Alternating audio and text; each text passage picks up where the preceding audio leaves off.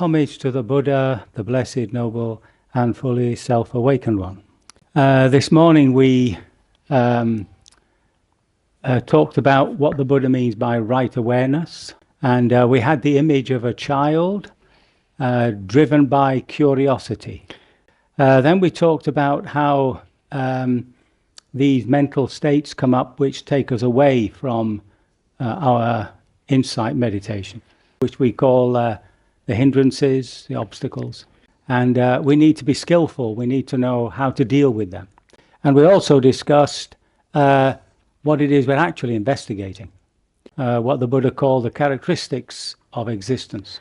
So remember, it's the process of desiring, how we create suffering for ourselves.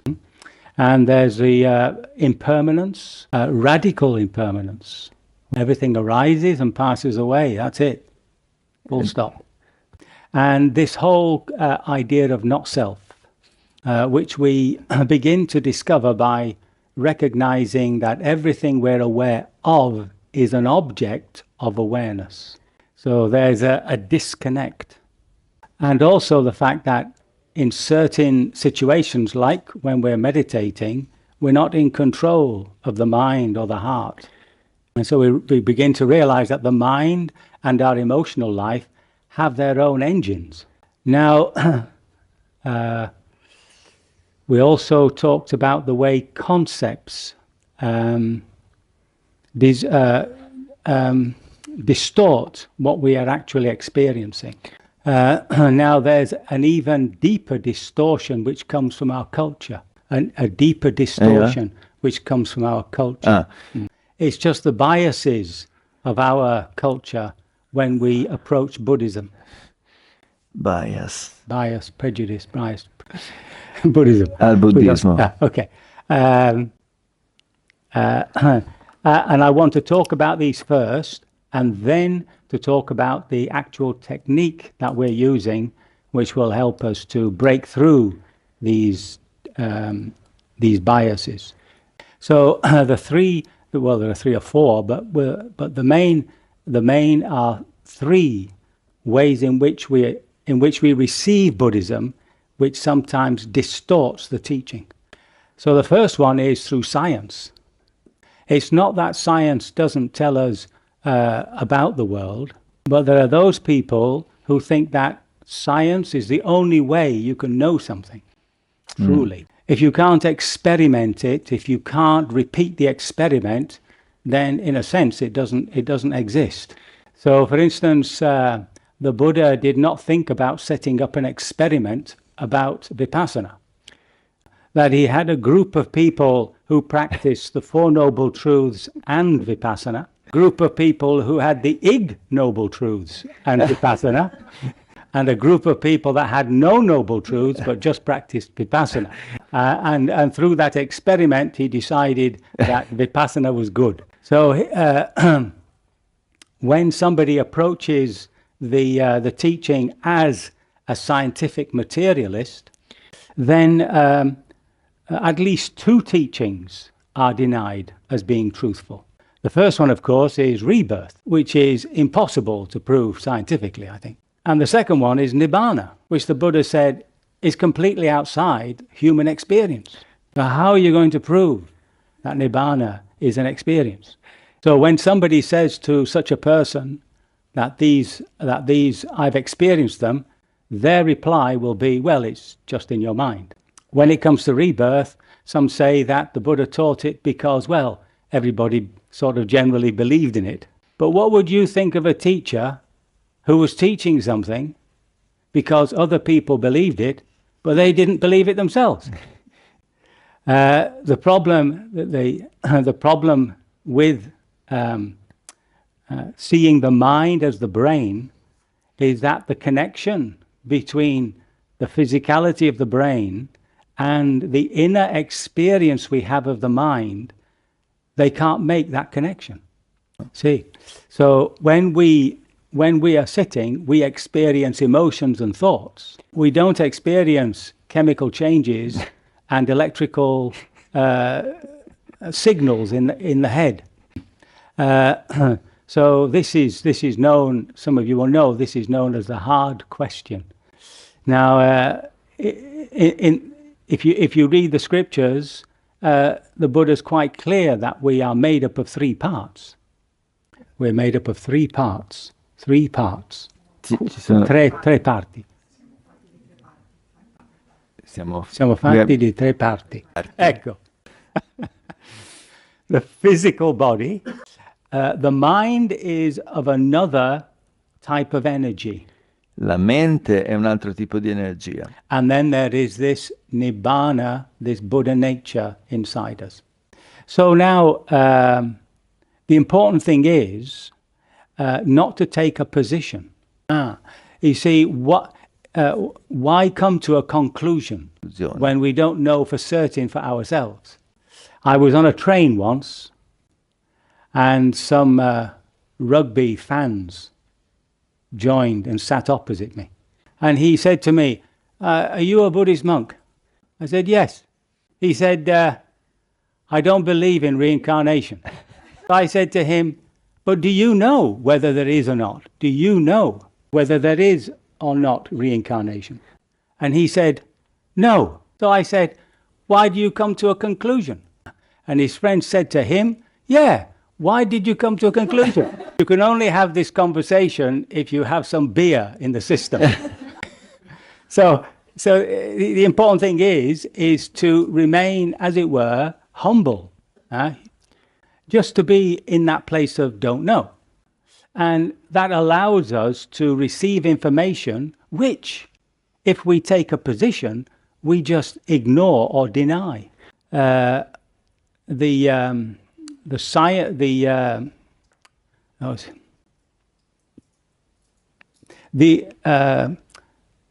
Out-of-body experiences are well known in medicine by doctors and people.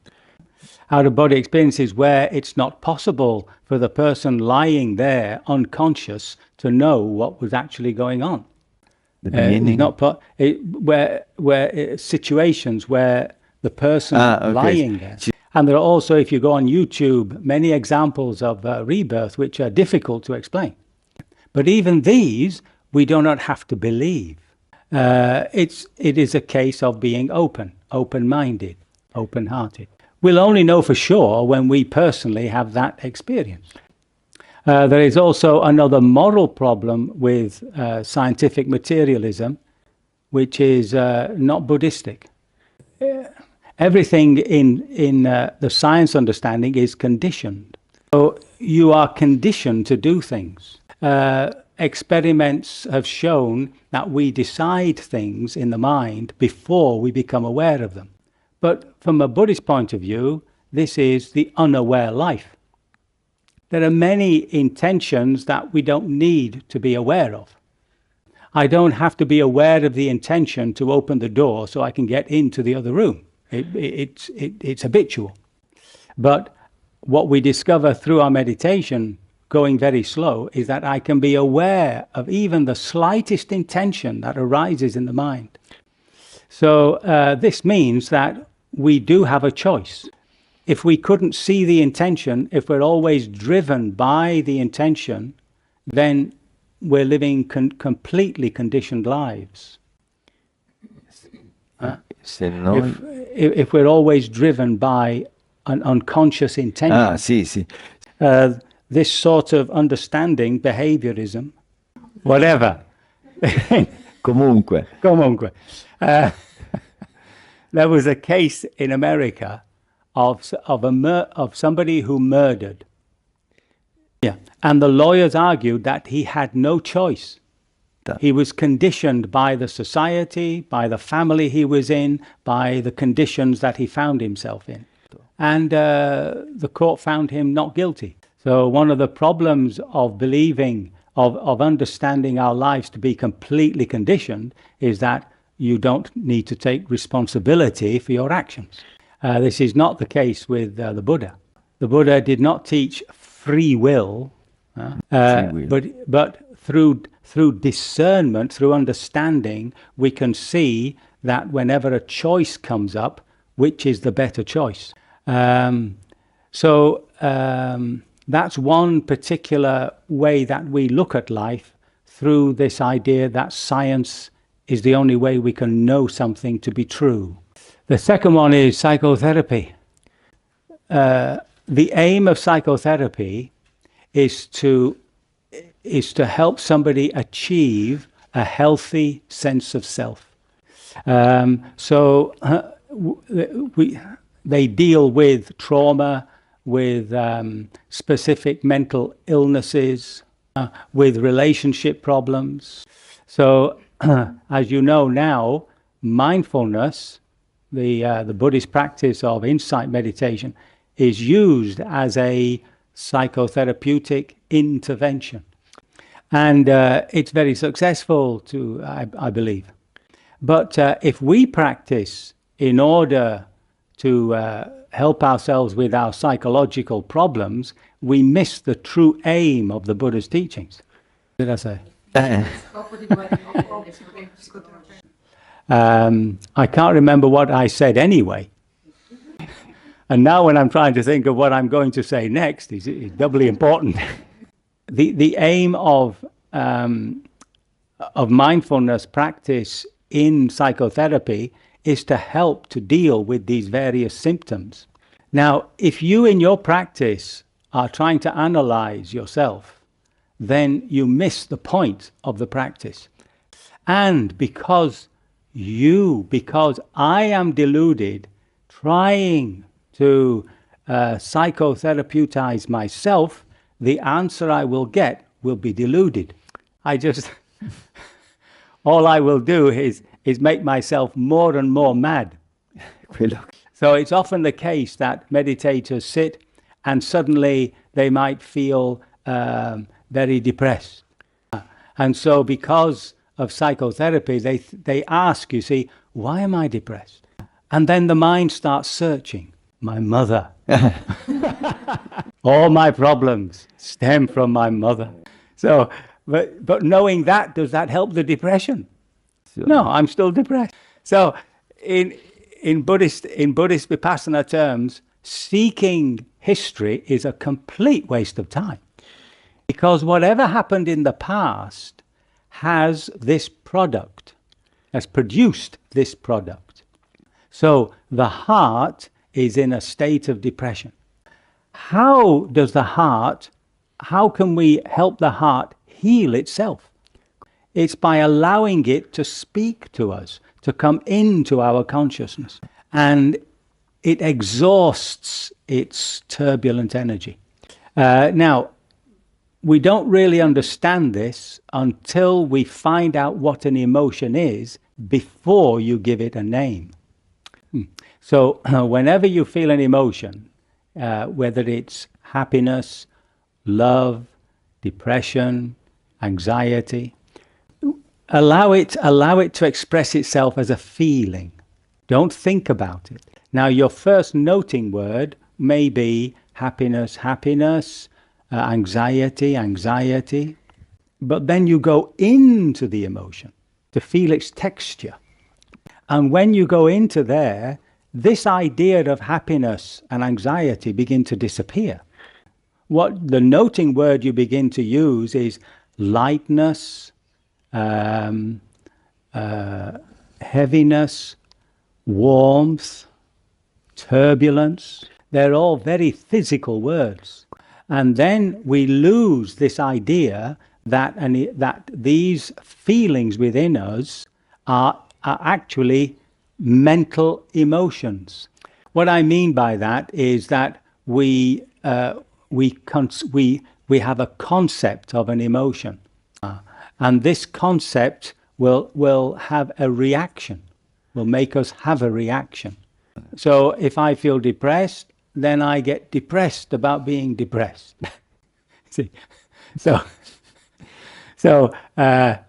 what we're trying to do always is to deconstruct what we're experiencing. Now, in order to do that, you have to take a very different position from a psychotherapy position. You have to objectify everything. And in so doing, you're discovering something in us which is able to perceive and to feel, but is not what it is actually perceiving and feeling. And this takes us to the real purpose of our meditation, which is to discover something in us which is not the body, the mind, or the heart. In fact, in the Buddha's teaching, it is simply not of this world. Not? Of this world. It's not physical, it's not mental. So that's the aim of our vipassana. And as we begin to realize that just by allowing the heart to manifest its turbulences, that's the process of healing.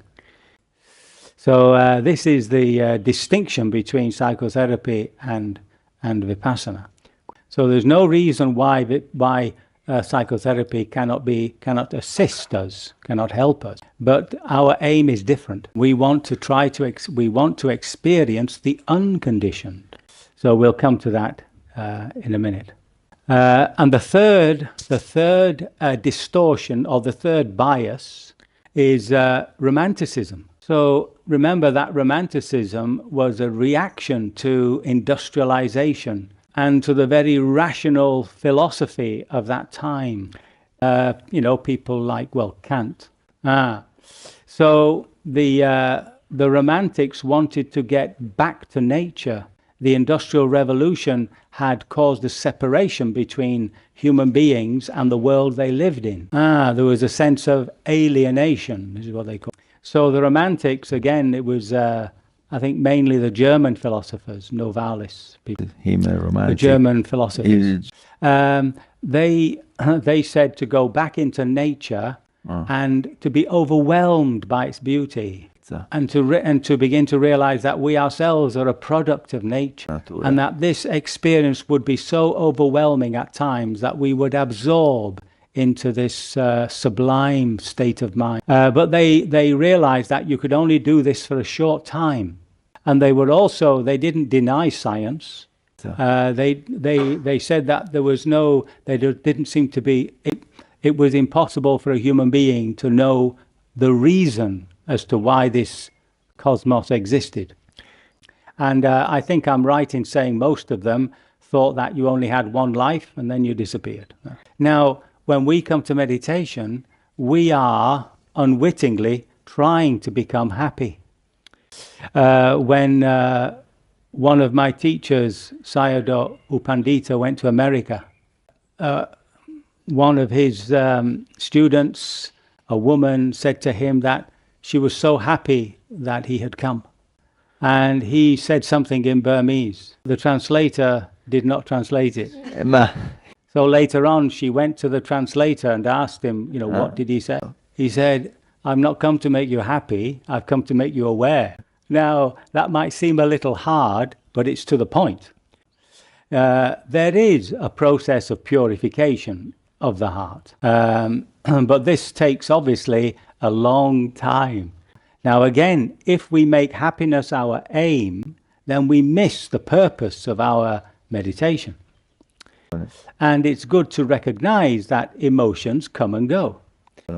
Sometimes we feel happy and sometimes we don't feel happy. So we have to take this position which is above the process of the heart. Now, it's true to say that in the end, there is no negative feelings coming from the heart. The heart is purified. So we say that the Buddha's heart lives in some form of love, by which we mean when the Buddha is in connection with people, he has love, compassion, or joy, depending on the situation, and any of the other virtues like gratitude. And when the Buddha is by himself, he lives in a state of equanimity. So this is the Buddha heart. But if we make that our aim, then we miss the true point of our practice, which is to experience the transcendent state of Nibbana. How can we get some sort of indication as to what that might be? So now, in your meditation, when your attention is fairly still, pretty still, abbastanza. Sì. and everything is generally quiet, and perhaps you're just noting the breath, the rising and falling of the abdomen. Just become more aware of the sense of the observer, the feeler. So usually it's up here in the head, that you have a sense of looking down or feeling from this place. Sì, vero? Ah, grazie. So when that is clear to yourself, ask yourself, right, what's it like to be this watcher, this feeler, feel like? And if you can, you have to be very, very quiet, very still. As it were, look into the observer, as if you were looking at yourself in a mirror, and ask yourself, what's it made of? Or what is in that awareness? Is there any sensation? Are there any emotions? Are there any thoughts? So this is an indication that whatever is looking is not the body, heart and mind. So now this technique that Mahasi Sayadaw developed is meant to drive us to that point of understanding. So the first is to go really slow. Now, one point is when you want to go through a door. So you're standing in front of the door, and you can hear the intention of wanting to go through the door. So you make that conscious, intending to open the door.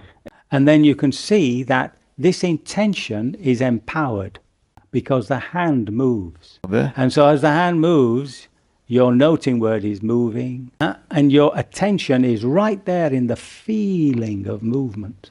And then as you touch the handle, you see, you begin to press against the handle exactly the force that the spring needs.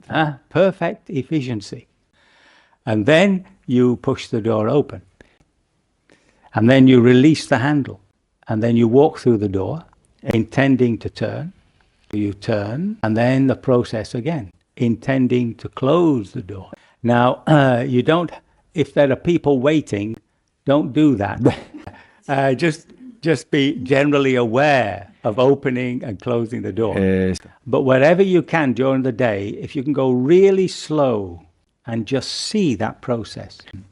One of the distinctions we have to make is between an intention, a desire, and an action. The intention and the action. The distinction. Sì. In Buddhist psychology, it is very important to know the difference. So long as something is a desire, nothing has happened. And therefore, there's no consequence. But as soon as the desire is activated, then there are consequences. So even in the mind, an idea might come up in the mind, and you're aware of it. At that point, you can either say, I won't think about it, or I will think about it. No. Non ci I won't. Yeah. Okay. There's two things. And upon that decision, there are consequences. So it's the same with an action. Sorry? It's the same with an action. So if you, for instance, there's a desire for another biscuit, there are some left on the plate. Piatto. So now you have a choice. Will I take the biscuit or will I not? Whichever way you decide, there are consequences. We have to make a distinction between the desire and an action. The action is conditioning.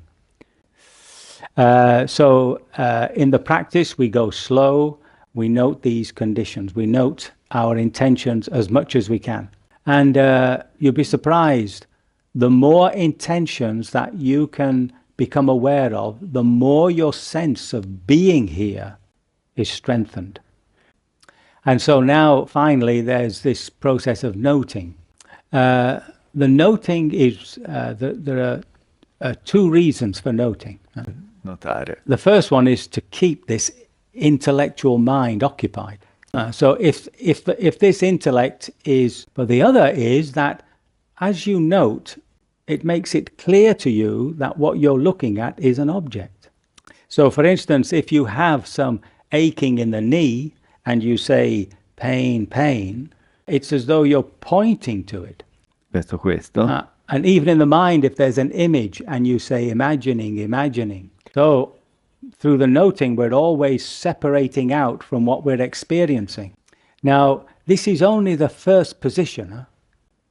It's the first position. This is only to stabilize the looking. Then you must go towards the object and get very close to the object so that this noting becomes less and less important. So driven by curiosity, there comes a point where you absorb into the looking, the experiencing. So there's no time for noting, it stops. So that's your real vipassana right there. See? So be careful, the noting, don't use the noting to push something away, you see. Pain, pain. So you're pulling away from it, you see. You want to use the noting to get close to. And the noting has to be quite deliberate. Volontario, insomma. If it becomes habitual, then of course it becomes a meaningless mantra. So sometimes you might find yourself saying, rising, falling, rising, falling. And then you suddenly are saying scendere when it's salire, and salire when it's scendere.